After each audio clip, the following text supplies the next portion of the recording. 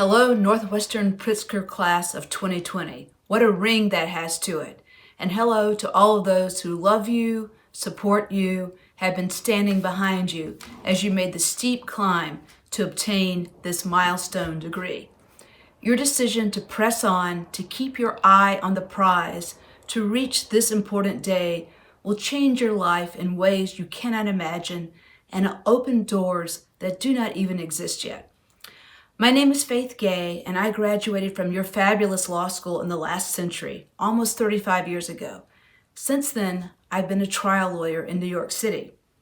But I'm not speaking to you from New York City today, but rather from a small farming community outside of Cooperstown, New York. I wish I could show you the sparkling lake, the rolling pasture land, the animals running around down below where I work every day as I continue unabated the work of our law firm in New York. And I wish I could tell you how grateful and shocked I am to find myself here. But I think you know how I feel. Because we're all living in 2020, and we're all in a time and a place we never dreamed we would be. We're living in the most significant year in American life since the World Wars, maybe since the Civil War. And you, not me, have the great good fortune and the great responsibility to lead us into an entirely new world that you are going to create. You'll never forget that you graduated in 2020. You'll tell your kids about it. You'll never forget living in these times and what you do and see and feel and think going forward will transform American life. The stakes have never been higher, as you know. The opportunity has never been greater, as you should know, and your role could not be more important. And by God, that is something to celebrate.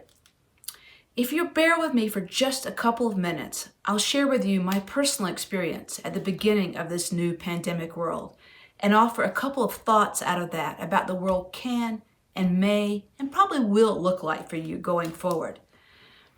The day COVID found me is seared in my memory. It sits there vivid as a hurricane, right next to the memory of where I was and what I was doing when the planes rammed the Twin Towers. Oddly and embarrassingly, given that friends were already falling ill by then, and some surely dying, New York City's stay-at-home orders found me oddly thriving. I knew POTUS wasn't candid about the dangers of what we faced, and I knew that a prolonged shutdown could blow our democracy sky high. But there was a small part of me that was elated to have a tiny break from the oxygen-heavy marathon that is our day-to-day life in the big city. And coward that I am, what made the break better was that I didn't have to call the timeout myself. So I plunged into reading aloud with my family, holding our son close without an eye on the clock, ingesting newly fresh air unsullied by pollution, giving voice to ancient but unspoken love, offering a virtual hand to strangers. The stress of a mass fear and personal panic proved less in those early days of the pandemic than the psychic cost of racing through life at Mach speed.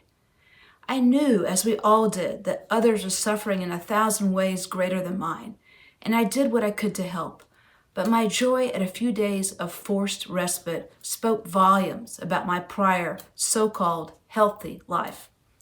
And then in the blink of an eye, I got sicker than I ever had been. I fell face down in nausea and fear and fever and absolute isolation. The nights were endless and terrifying. Several times I felt sure that I would die. But in the worst points of this illness, something unknowable and sublime happened to me that I want to briefly share with you today. I saw things in those dark COVID nights that are completely obscured by the bright light of day and by the modern life we live in a busy world. Comets flared, galaxies strutted their stuff, convincing me, reminding me of my modest place, my fortunate place in the universe. I closed my eyes in absolute sweaty fear, and night sounds, together with the voices of the beloved dead, sang to me with a clarity of pitch I had never heard. All I hoped for was to see the morning star, willing me to rise up for one more day. The silence and depth of those feverish nights were also new gifts to me. My thoughts stripped down to their barest essence. What is the purpose of our days, assuming some are left? What does it mean to really love or know another? What does an individual life or individual life work really mean? Now that I've been spared, or at least I hope so, and I'm crawling out of this revelatory darkness, I crave it and I will not forget it. I see now, I am reminded that times of human tragedy are times of utmost inspiration, creativity, value assortment, and opportunity, dare I say it. Our best genius does not come in sunshine. Think of Frederick Douglass, Siegfried Sassoon, Natalia Ginsburg, Zora Neale Hurston. Think of Alexander Hamilton, Thurgood Marshall, Ruth Bader Ginsburg. Their genius was forged in deep trauma and world change. Their crucible was like ours. Not like the world we left behind in 2019, but the world that you are going to lead now. In other words, darkness lets us, it forces us to reset, to dream, to create, to feel, and ultimately forge a world that is better and larger than the one we have now. And that, my friends, is what you will have an opportunity to do.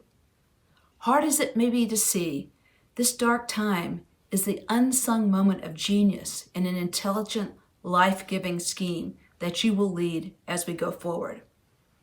I'll stop to say that as the darkness receded and the skies lit up again for me, I could not express what it meant to see the faces of my family, my wife, my son, after weeks of separation. I knew then that it was worth all that my life had been or would be.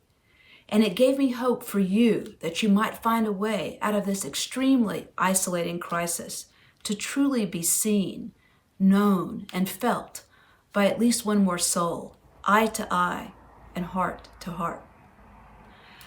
More importantly for today's purposes, my COVID experience also brought home to me that as highly trained advocates, that's what you are, as public citizens, as future public intellectuals, we can't stand by why thousands die from inadequate health care, from misinformation, from food scarcity.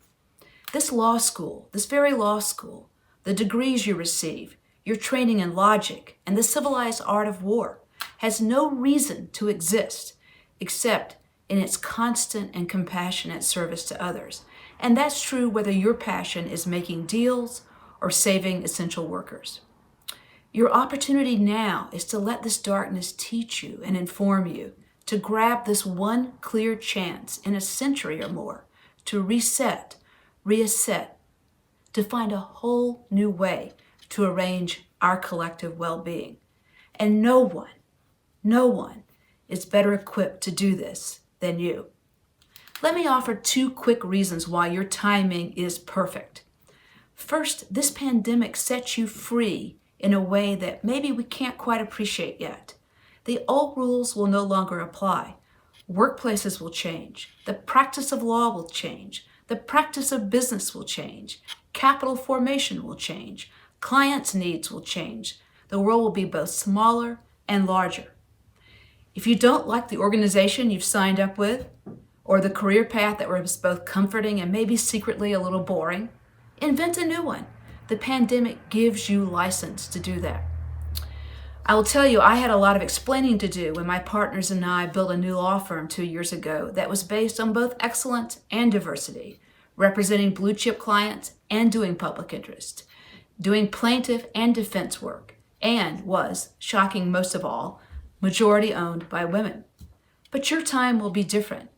I don't think you have to explain so much in this new world because a lot of the old giants are falling down and will fall down. You won't need so much of an excuse to go your own way, to build from the ground up, because that is where we are. The pandemic gives you absolute cover and an absolute mandate to build the world you always secretly wanted to build, and you won't have to wait until you're 60 like I did. Second, the richness of the diet for lawyers and advocates right now has never been exceeded, at least in my lifetime. Again, the whole world needs your genius for reshaping and rebuilding. And again, who is better to do it? Why wait? If corporate's your thing, reinvent bankruptcy laws so they apply the world over, so folks can get a fresh start and jobs can be saved. Or find a way to fix the tax laws so they incentivize everyone from top to bottom. If the environment rocks your boat, reinvent the power grid so everyone has access and competition is welcomed, not squelched. If education is your thing, attack student debt or help expand the right to education that the Sixth Circuit just recognized in a path-breaking opinion just last week. If prosecution is your thing, make sure the laws apply to everyone, top to bottom, all the way up to the president. If the Constitution is your thing, protect access to the polls. Make sure religious freedom is enforced in a coherent and equitable manner. If public service generally is your thing, invent a National Service Corps or a new version of the WPA. And that is just the tip of the iceberg. I know you can think of more and better, faster, farther, and higher. What a fabulous time you're going to have and what you can do with the skills that you have. It's both your right and it's your duty. What kind of world we have now is yours to decide, not mine. In your acts, in your words, in your rock-solid commitment to each other in the face of this demon pandemic that forces us to see that we must deal and we are connected to each other, whether we want to be or not. This pandemic gives us an opening, an opportunity, an excuse, a mission to live fully, drawing strength, genius, creativity from both darkness and light. I challenge you to take this piece of paper, this degree, and move forward through the world to reach others who need you almost as much as you need them. My family and I wish you Godspeed.